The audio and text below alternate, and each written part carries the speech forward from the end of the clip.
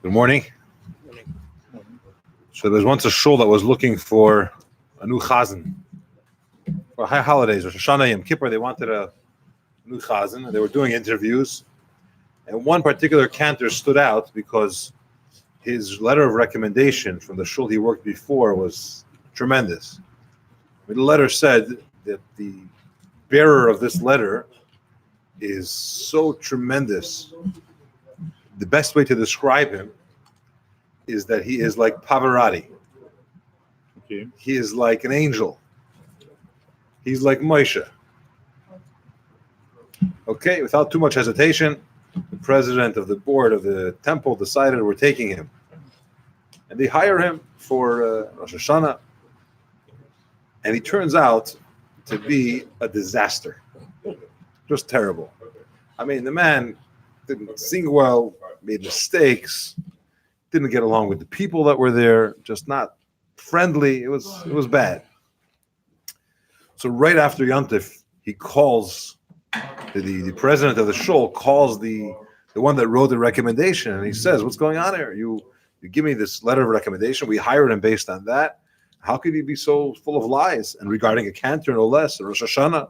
He says, "What lies?" He says, "What do you mean, what lies? He wrote that he's like Pavarotti, like an angel, like Moshe. It's nothing of the sort. He's like, I said no lies.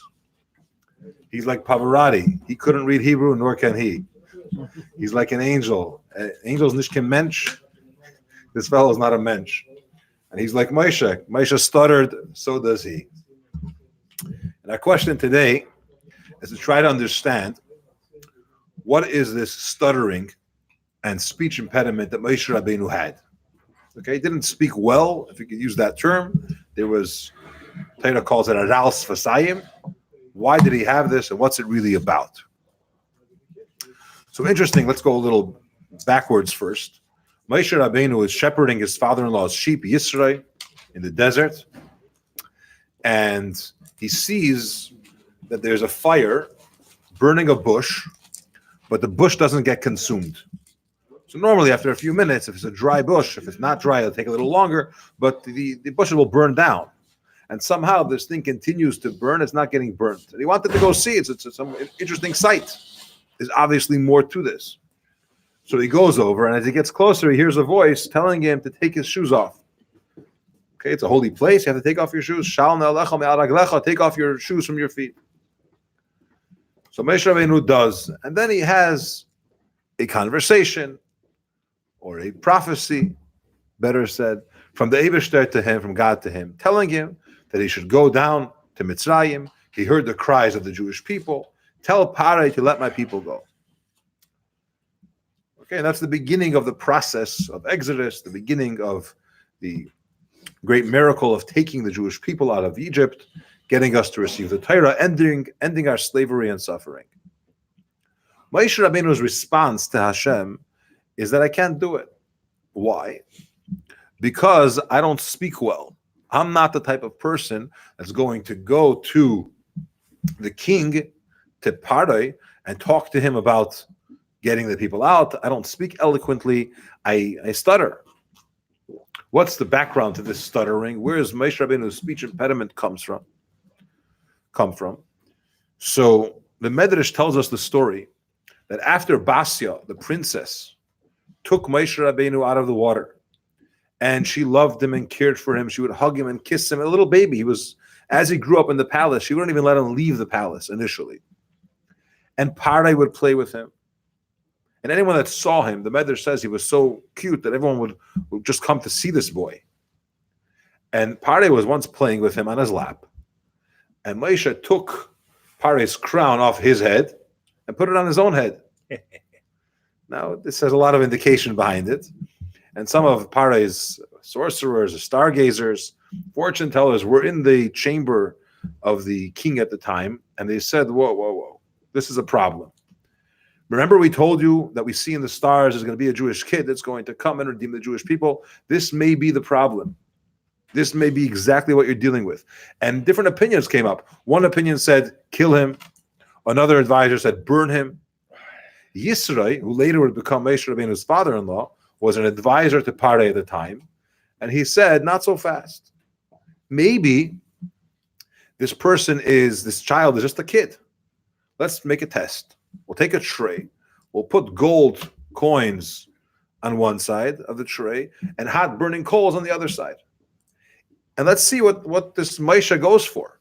If the child goes for the gold, that means he's thought through, he's calculated, he knows what he's going after, and you could be sure that if he's taking the crown, there's a message here. But if he just goes for the hot coals because it's different, because it's steaming, because it's glowing, then we're fine. Don't kill him. So they bring this tray of gold on one side and coals on the other, and Moshe stretches out his hand to go for the gold. Now a malach, an angel, comes right away and pushed his hand towards the coals, which he took in his hand. It was very hot. He put it in his mouth. And since then, he burnt his tongue. He had this speech impediment. So he's telling Hashem, someone should go. But I don't think I'm the one. And no, I don't want to be the one to go and talk to Parai with my stutter. It's not a way to do it. So Hashem answers him that, who do you think gives speech altogether to people? Who causes some people to speak and some people not to, some people to see, some not to? It's from me. So I'm the one that caused you to have that speech impediment in the first place. And I am the master, if you will, of speaking. You'll be able to speak to Pari. Don't worry about it. There's several questions about this whole dialogue between Hashem and Moshe Rabbeinu, which are very puzzling, especially knowing that we're not dealing with a simple person. We're dealing with Moshe Rabbeinu and the great prophet, whom we know that there was no other Navi, no other prophet like Moshe Rabbeinu. And for starters, does it really make sense that he's doubting Hashem? He's asking Hashem, I can't do this because, I know you're asking me to, but I'm not able to. What do you mean you're not able to? Hashem is telling you to do it. Of course you'll be able to. Do you need to have this doubt and you're asking Hashem, you're refusing to go? And what's the answer? Hashem tells him, I'm the one that makes people talk, so I'll take care of it. Moshe Rabbeinu lived through quite a few miracles already. Okay, the fact that he survived from the Nile River, and he's very well aware of that itself is a mess. He escaped Parai. He killed an Egyptian general or officer because he was torturing a Yid. He ran away. Parai wanted to kill him, and when the executioner caught up with him, he tried to cut his neck off, and it turned into stone. He couldn't do it. He saw many miracles. What's this answer from Hashem? You should know. I'm the one that provides speech and the ability to talk. Okay, that's a very satisfying answer. What did you tell Moshe Rabbeinu that he didn't know before? So firstly, why is he questioning Hashem about such a trivial matter? And secondly, Hashem's response, how does that satisfy his concern? But what's even more hard to understand is later in Parshas Boy, in 2 weeks from now, when Moshe Rabbeinu is again told, Boy el Parai, come to Parai, he tells Hashem, I can't do it. We already addressed this issue, and you're coming again, beating an old horse and saying, I can't speak, I have a speech impediment. Something here requires explanation, and I want to share some points from Chassidus, from Kabbalah, to try to understand what's going on here, because it's very strange. More than this whole question of how is Moshe questioning Hashem and what's his answer and why does he keep bringing it up, how does it make sense that Moshe Rabbeinu, who's supposed to be Mivchar Minha Enushi, which means he's the choicest one, he's the greatest, he's special, he's perfect. Okay, he reached levels that other humans don't reach. Okay, and some basic quality, a basic need that a person has to communicate speech was lacking. How could it be that Moshe Rabbeinu was missing in that area? It's something which it's troubling. Okay, one of the great things of people over animals and over vegetation and over inanimate objects is the ability to articulate, the ability to talk. How much more so Moshe Rabbeinu, he should be the one to talk. So what's happening here? Now, these questions were asked throughout the ages by commentaries, and I want to share several of them. First of all, the Ran, Rabbeinu Nissim, brings this question in depth. And he says, how could it be that a Navi, a prophet, who, if you have to categorize, what's the prophet's main job? His main job is to communicate prophecy. So why is he, from all people, lacking that quality? And that's your job. You're prophesizing and you're communicating and talking to the people. There's different prophets. They're predicting the future. They're warning them about things that they're doing wrong, trying to fix them. Moshe Rabbeinu is going to communicate Torah to the Yidden. He's talking to Moshe on behalf of us. He's giving messages from Hashem to the Jewish people. He needs to talk. So why is this element missing from him, asks the Ran. And I want to share some of these answers and, of course, a lesson, a message that we could take to us, to our lives.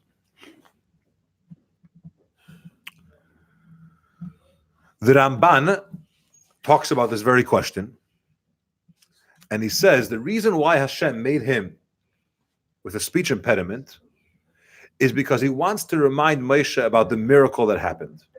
There's a story behind it, as I mentioned.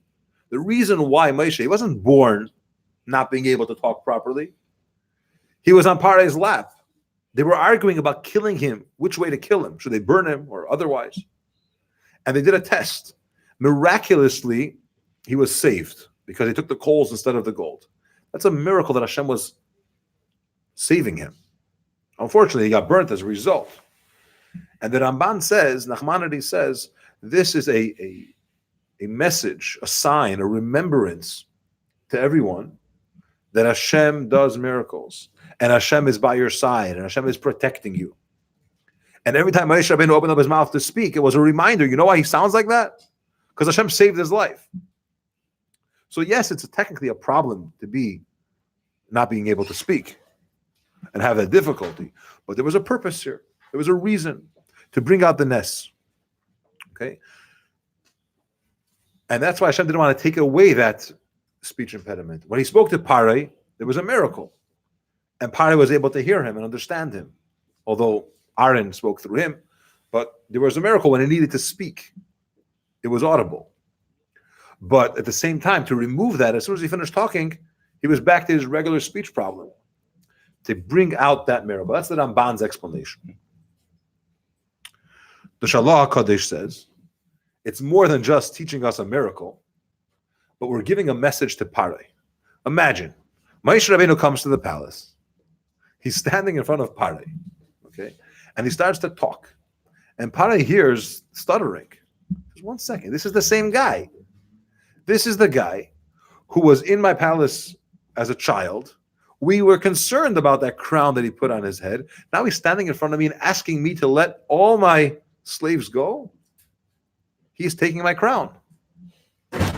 And what it does to Pare is he says, 1 second. If he's able to stand here and I can't do anything to him, which he couldn't, my end is finished. I'm over. It was a way of subduing Pare, of bringing him to the realization that you are no match for Moshe and who he represents. There's a reason why Pare didn't just take him and kill him. He could have, multiple times. It was a miracle. But something inside of him didn't let him do it. He felt helpless. And part of that process, in that regard, part of that process was the fact that the person in front of him, he gets it. Oh, this is the one that was destined, that my stargazers told me about many years ago. He took my crown as a kid. He's going to take it. So Hashem did not want to take away Moshe's stutter, says the Shalach HaKadosh, because of that reason. It's part of the process of taking over Pare in Egypt. Yes? To remind Paul that it was the same person? Through reminding him that it's the same person, he realizes that his end is near and he's not the most powerful one. That this control over him, this takeover is actually happening. Obviously, these components and these explanations are subtle, and they're probably in the category of remez, which it's a deeper part of Torah. It's hinting to something. Simple pshat, Moshe came. There's other elements here. But to try to understand this question of the Ran, to try to recognize why is it that Moshe Rabbeinu had a speech impediment, if he's a prophet, and if his whole job is to speak, really, and to convey Torah. So we have these two explanations. To remember the miracle that Hashem is with us, because he only got the speech impediment due to his the miracle of Hashem saving him with the coals versus the gold, and so that Pare should realize that this guy he's the same guy, and this was predestined, and it's been in the stargazers have seen it and predicted it's going to happen. The Ran in Drashas Haran, in the recordings of his speeches, his talks that he gave, he says another explanation, which is Different Ran or same Ran. I just brought other answers, but he says like this. People make the mistake and they think that the most important component here is PR, marketing. How are you going to convey your message? Now, Moshe Rabbeinu successfully got the Yidden out of Mitzrayim. He successfully got us to accept the Torah, and he conveyed the Torah to us. Now, you could come along and say, you know how he did it? He was a very gifted speaker, and he really knew how to convince people. It's not that they were really there, says the Ran. It's not really that they wanted to accept it. They didn't really like it or appreciate it. Moshe, he swept them away. And you have this, I'm not going to bring examples right now with names, but you have this historically, whether it's politicians or others, that the change in their entire political career was a speech. Not necessarily that it was true what they said, because that's sometimes irrelevant if they're a very, very good speaker. When the vocabulary is rich and the words roll off their tongue and people listen and are mesmerized, it has impact. Says the Ran, if Moshe spoke well, people would say it's not the content, it's the packaging. He was the greatest prophet, he was the greatest speaker. He convinced Pare to let them go, he convinced the Yidden to take the Torah. Everything was flying, was amazing. And by having a speech impediment, nobody could come along and say that. Rather, the reason why the Yidden accepted Torah is because of the content, not because of the packaging, because of what Torah is. It's Chachmasei Ritzein Shel HaKadosh Baruch Hu. It's Hashem's wisdom, it's Hashem's will. And a Yid connects with it. And that's why we took it, and that's why we learn it now, and that's why we continue to receive it. Not because there was something that we were fooled or tricked or somehow taken by it. It was Hashem's hand that got us out of Mitzrayim, not Moshe Rabbeinu's talking. And it was Torah itself and the connection that you didn't have inherently with the Eibishter, with Hashem, which gave us this Torah. This is the Ran's explanation of why that happened.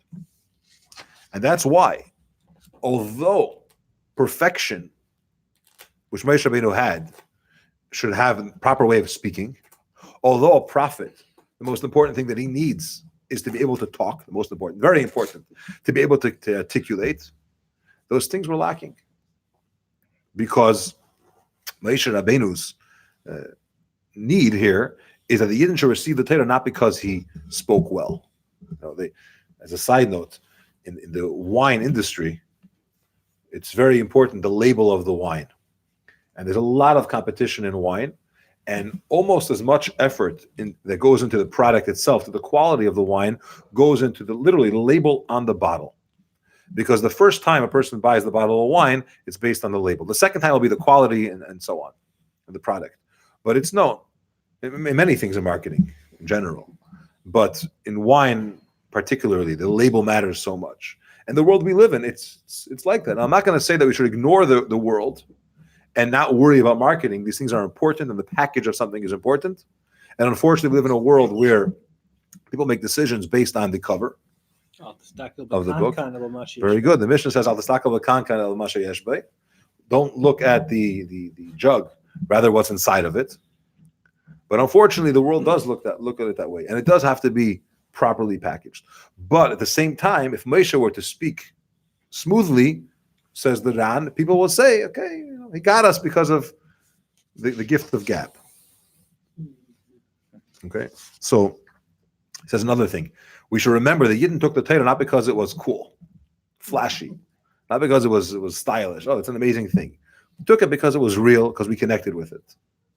And if Moshe spoke well, we would probably make that mistake. We're still left with a couple questions here. It says that by Har Sinai, this whole thing changed. When Moshe Rabbeinu came to give the Torah, everyone was healed. Anyone that was blind was able to see. Anyone that couldn't walk was able to walk. Everything was fixed, including Moshe Rabbeinu's speech impediment. When he came to Har Sinai, all of a sudden he was able to speak well. Question is, why fix it? If the whole point is that he conveyed Torah in a way that was not smooth and amazing, but it was the content, not the packaging, so why heal him right now? How is that not to heal him? Also, why did he come back to Hashem later when Hashem tells him to go again to Pare, when we're about to leave, and he says, again, Ani Al Fasayim. We already addressed it, already answered it, already dealt with it. Why are you harping again? Oh, Hashem, I can't speak. I shouldn't be the one to go. This is before Matan Torah. Correct. Yes. But the very first time Hashem tells him to go, he argues that he can't speak. Hashem answered him. So now you're bringing it up again. So to understand this, I want to share a mimer in Torah from the Alter Rebbe, the same author of the Tanya, first Rebbe of Chabad. And he talks about, bear with me because we're going to go a little Kabbalistic here. But the idea here is as follows. Before this world, the way we know it was created, which is referred to as the Olam HaTikun, the world of order, structure, normalcy, there was another spiritual world. It's called the world of Tohu, of chaos. It was chaotic. And briefly, what happened was you have intense spirituality, intense levels of godliness, the same levels that we have now, but it was very strong, and the vessels, the receivers in the process of creation were not a match for that level of spiritual energy. Same level that we have now, but not the same. The receivers were not conditioned to receive it properly. Okay, every person has the ability, certain abilities, right? Hopefully to hear, to see, to speak, right? There's a receiver, a physical receiver in our body that's able to use the energy from the soul properly. So the eye is able to see and the ear is able to hear and so on. Maybe a good example is with electricity. You need the energy for the current and to have electric, to have power. And you need wires to receive it, you need circuit boards and so on and so forth. But if you're going to blow it and put too much, even though you need energy, but if you put too much and the receiver is not able to handle it, it'll bust the whole thing, you'll get nothing. Okay? So in an analogous way, this is what was going on in the first world known as the world of Tohu, the world of chaos, where you had energy, godly energy, forces of creation, but the receivers were not there. And the end result of that was that the world busted, that world shattered. It's a process in Kabbalah known as Shviras HaKelim, the breaking of the vessels. And they all came tumbling to the ground. And then the world was created in a world of tikkun, a world of order. Okay, this was a necessary process for the world that we live in. This is part of the idea that we have sparks from the prior world that have to be elevated. Maybe we could do a separate class on that, or 2 or 3. But what I want to bring out here is that there are certain souls, two neshamas, that come from that world of high spiritual energy, from the world of Tohu. And we're told, it's brought in Zohar, that is the neshama of Chanoich and of Moshe Rabbeinu. These two, their neshamas come from the world of Tohu. And Moshe Rabbeinu, what he's telling Hashem is not that I can't speak. I know you can make me speak. My neshama is from the world of Tohu, from this high spiritual world. For me to convey a message to Parai, it doesn't work. I can't even bring out the words. I'm from a totally different level. And Hashem says, you know what? Your question is correct. You're not doubting me. He wasn't doubting Hashem's ability. Hashem said, I could fuse the world of Tohu and the world of Tikkun. I could make them work together. It's okay. You're going to come to this physical, real world and deal with Parai and issues, and you will be able to convey. The Zohar brings that Moshe Rabbeinu's words were in exile. They were trapped in his body. He couldn't come out because of the level of his neshama. To convey means you're relating. You're on a certain level and you're communicating. But if your neshama comes from Tohu, you can't relate. You could relate, but the person can't receive it. So it's not coming out into words. Now, the Rebbe explains that when Hashem tells Moshe Rabbeinu that I'm the one that provides speech, what he's saying is I could fuse, I could combine, I could blend the world of Tohu and the world of Tikkun. You'll be able to do it. And that's why when it comes to Matan Torah, to receiving of the Torah, it's fixed. Why? Here's what happened. First, he went a few times to Parai. There was no issue. Okay, but then when Hashem said again, go, and Pari wasn't letting the Jewish people go, Moshe says, 1 second.